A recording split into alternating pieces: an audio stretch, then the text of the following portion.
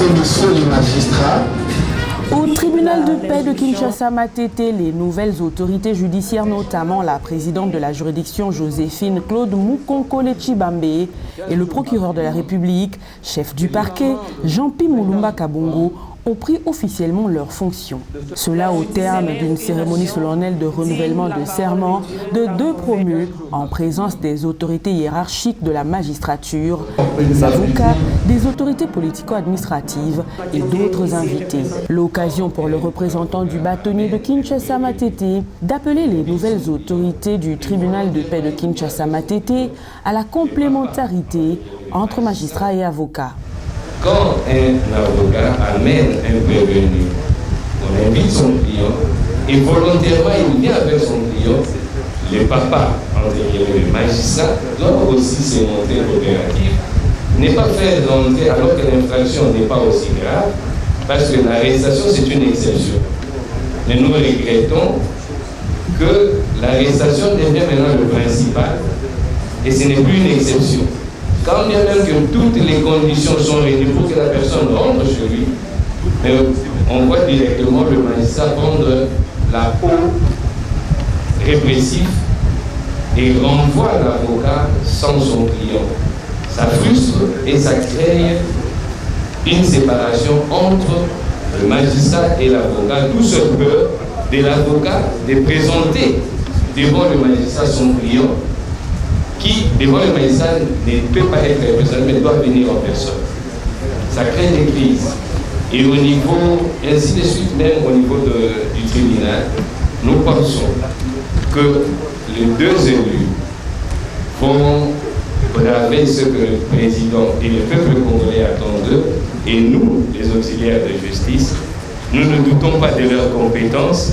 Nous sommes dans la joie de savoir que ce sont des personnes que nous connaissons et qui sont aussi efficaces. Et je pense qu'ils aideront les chefs de l'État dans ce qu'il a dit pour redresser la justice. Dans son allocution, le nouveau procureur de la République près le tribunal de paix de Kinshasa-Matete, Jean-Pi Mulumba Kabongo, a mis un accent sur l'infraction d'outrage envers le représentant de l'autorité, mettant en garde certains discours politiques. Sera puni d'une servitude pénale 15 jours à 6 mois et d'une amende de 50 francs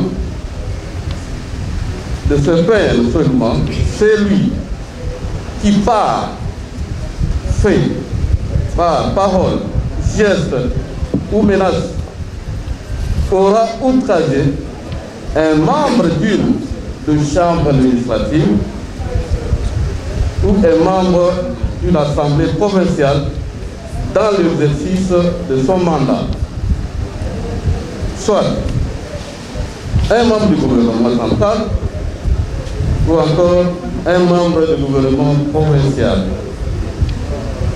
un magistrat, un officier de l'armée ou encore un officier de la police judiciaire, voire même un officier de la police de force extérieure. Des hommes politiques avec des langages non contrôlés qui se permettent de passer à la télévision, tout comme à la radio, et d'offenser à tout moment, soit le chef de l'État, soit le ministre, soit le gouverneur et tant d'autres représentants de l'autorité. À cet effet, j'invite alors ce dernier à bien se contrôler lorsqu'ils sont sur ces chefs que nous avions cités, à ne pas à tout moment prononcer de fait que lorsqu'ils commettent ce fait d'infraction, aussi longtemps qu'ils sont des commetteurs mortels, ils seront poursuivis par la loi. La nouvelle présidente du tribunal de paix de Kinshasa-Matete, Joséphine Claude Mukonkole Tshibambe, a entretenu l'assistance sur le vol qui est la plus fréquente de toutes les infractions.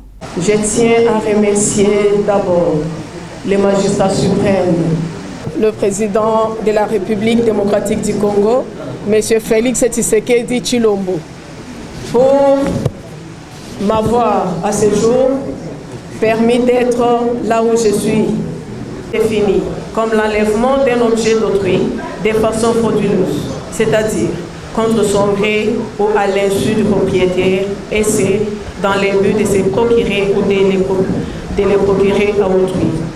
Il est à savoir que le vol, sous toutes ses formes, est la plus fréquente de toutes les infractions et qu'il est la plus usuelle en droit pénal spécial.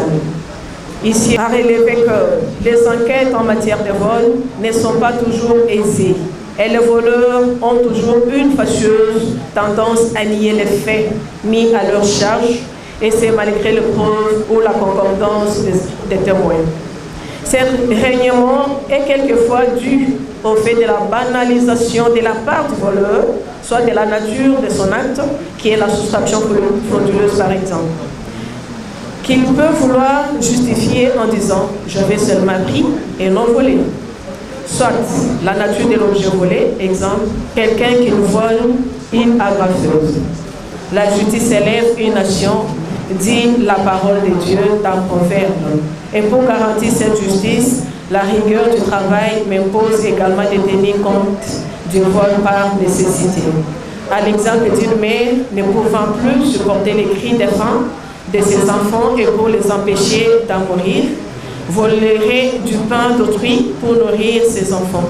Nous disons qu'il a bel et bien commis l'infraction de vol. Cependant, nous estimons qu'il s'agit là d'un cas qui doit être traité avec toute indulgence voulue, car ce vol est déterminé par la faim et un état d'extrême dénuement. Notre pierre serait dans ce cas précis d'avoir égard pour l'application de la peine, le respect de la loi, le respect du serment que nous venons de renouveler à ce jour, c'est-à-dire respecter la Constitution et les lois qui régissent la République démocratique du Congo. Licenciée en droit à l'université de Kinshasa, magistrate depuis 2011, la présidente du tribunal de paix a grandi tous les échelons avant sa nomination comme présidente de la juridiction. Pour le procureur de la République près le tribunal de paix qui a démarré sa carrière en 2010.